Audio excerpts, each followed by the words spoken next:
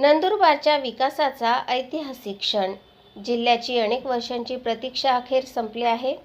जनतेच्या प्रवासाला नवा वेग देणारा, व्यापाराला नवीन दिशा देणारा आणि दुर्गम भागांना जोडणारा कोळदा नंदुरबार विसरवाडी राष्ट्रीय महामार्ग आता प्रत्यक्षात उभा राहणार आहे.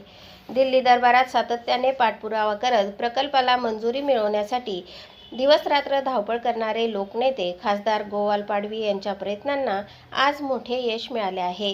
भारत सरकारने तब्बल 160 कोटी रुपयांचा निधीसह या महामार्गाच्या कामासाठी अधिकृत कार्यारंभ आदेश जारी केला आहे.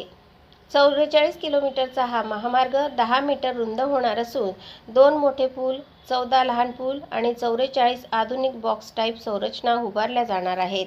या महामार्गामुळे नंदुरबार, कोळदा, विसरवाडी परिसरातील व्यापारी, शिक्षण, आरोग्य सेवा आणि कृषी माल वाहतूक यांना नवी ऊर्जा मिळणार आहे.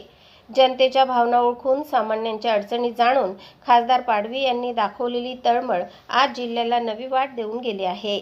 याचबरोबर नंदुरबार, तळोदा, अक्कलकुवा या 4 पदरी महामार्गाचे भूअधिग्रहणही अंतिम टप्प्यात असून लवकरच या मार्गालाही गती मिळणार आहे. नंदुरबार जिल्ह्याचा सर्वांगीण विकासाचे नवे पान आता प्रत्यक्षात लिहिले जात आहे. ही केवळ कामाची सुरुवात नाही, हा जिल्ह्याच्या स्वप्नपूर्तीचा मार्ग आहे.